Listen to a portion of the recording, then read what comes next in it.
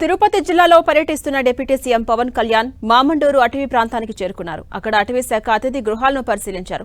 ఆ ప్రాంతాన్ని పర్యాటకంగా మరింత అభివృద్ధి చేయాలంటూ అధికారులకు సూచించారు డిప్యూటీ సీఎం. అక్కడి నుంచి ఆయన తిరుపతి శివారులోని మంగళం వద్ద ఉన్నటువంటి అటవీ శాఖ ఎర్రచందనం గోడౌన్స్ ను సందర్శించబోతున్నారు. ఎర్రచందనం స్మగ్లింగ్ పై సీరియస్ గా పవన్ కళ్యాణ్ స్మగ్లింగ్ నిరోధానికి తీసుకోవాల్సినటువంటి చర్యలపై అధికారులకు దిశానిర్దేశం చేయబోతున్నారు.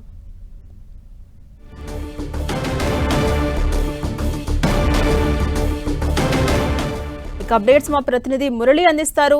మురళి, తిరుపతి జిల్లాలో డిప్యూటీ సీఎం పవన్ కళ్యాణ్ పర్యటన కొనసాగుతోంది. ఈ నేపథ్యంలో ప్రధానంగా ఎర్రచందనం గోడౌన్లు పరిశీలించబోతున్నారు. స్మగ్లింగ్ పై ఎటువంటి చర్యలు తీసుకునే అవకాశం ఉంది? అప్డేట్స్ ఏంటి?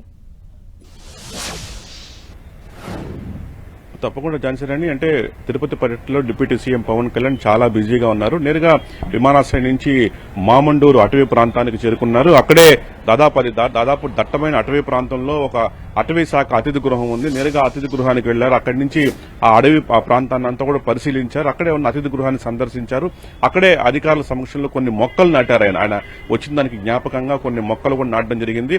అయితే ఆ ప్రాంతం చాలా అద్భుతంగా పవన్ కళ్యాణ్ నచ్చింది. ఈ ప్రాంతాన్ని ఎదురుగా ఒక చిన్నపాటి పర్యాటక కేంద్రంగా ఆ ప్రాంతం ఉంది. అయితే ఇక్కడున్న వనరులను మరింతగా అలవాటు చేసుకుని ఉపయోగించుకొని ఈ ప్రాంతాన్ని టూరిజం పరంగా పర్యాటకంగా మరింతగా అభివృద్ధి చేయాలంటూ కూడా స్వయంగా డిప్యూటీ సీఎం పవన్ కళ్యాణ్ అధికారులు సూచించారు.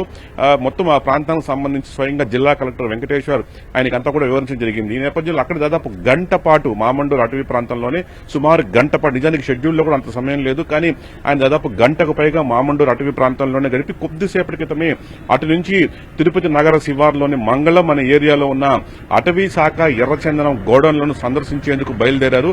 మరో 2-3 నిమిషాల్లోనే ఈ గోడౌన్లకు డిప్యూటీ సీఎం చేరుకోబోతున్నారు. ఇక్కడ వేల టన్నుల ఎర్రచందనం దొంగలున్నాయి. అంటే దొంగల నుంచి పట్టుబడ్డ ఆ దొంగలంతా కూడా ఒకచోట చేరుస్తూ ఉంటారు. అందుకోసమే ఒక పెద్ద గోడౌన్లను అటవీ శాఖ నిర్వహిస్తోంది.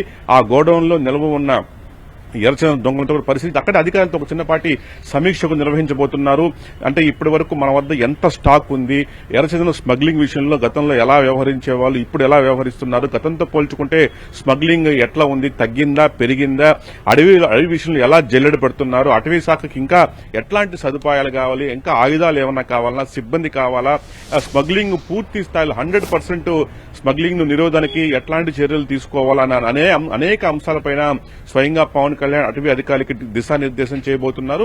అక్కడ దాదాపు ఒక హాఫ్ అవర్ పాటు ఇక్కడ గడిపేసి ఇక్కడి నుంచి నేరుగా స్వయంగా ఆయన తిరుపతి జిల్లా కలెక్టరేట్ కు చేరుకోబోతున్నారు. స్వయంగా జిల్లా కలెక్టరేట్ లో ఒక కలెక్టర్ ఇతర ఉన్నతాధికారుల ఆధ్వర్యంలో ఒక ఉన్నత స్థాయి సమీక్ష సమావేశం నిర్వహించబోతున్నారు. ఆ సమావేశం తర్వాత మీడియాతో కూడా పవన్ కళ్యాణ్ మాట్లాడే అవకాశం, దాదాపు మరో 2 గంటల పాటు ఆ కార్యక్రమం కొనసాగే అవకాశం ఉంది. తర్వాత ఆయన విశ్రాంతి తీసుకుని 4 గంటల ప్రాంతంలో తిరిగి హైదరాబాద్కి వెళ్లబోతున్నారు. మొత్తంగా స్వయంగా డిప్యూటీ సీఎం ఈ వేళ పర్యటనలో ఈ రెడ్ శాండ్ కు సంబంధించి మరింత అవగాహన, ఒక రకంగా ఇది ఒక స్టడీ టూర్ లాంటి దానికి, ఇందులో మరింత అవగాహన తెచ్చుకోవాలి. ఎర్రచందనం స్మగ్లింగ్ ఎట్లా ఎరిగేది, ఇప్పుడు ఇదివరకు కట్టడికి ఎట్లాంటి చర్యలు తీసుకుంటున్నారు, ఇప్పుడు ఎలా కట్టడి చేస్తున్నారు, అట్లాగే ఇక్కడ ఉన్న ఈ ఎర్రచందనం దొంగలను విదేశాలకి ఎలా విక్రయించాలి, ఇదివరకు రెడ్ శాండ్లకు వాటిని విక్రయించేందుకు గ్లోబల్ టెండర్లు నిర్వహించేవాళ్ళు, గత కొంతకాలంగా అవి ఆగిపోయి ఉన్నాయి. కాబట్టి మొత్తంగా స్టాక్ ఎంత ఉంది, అంతర్జాతీయంగా రేటు ఎలా ఉంది, దీనివల్ల ప్రభుత్వానికి ఎన్ని కోట్ల రూపాయల ఆదాయం వచ్చే అవకాశం ఉంది. అట్లాగే మరోవైపు స్మగ్లింగ్ అంటే ఎర్రచందనం దొంగలు చాలా వరకు కూడా మనం చూసాం గతంలో ఎవ్రీ డే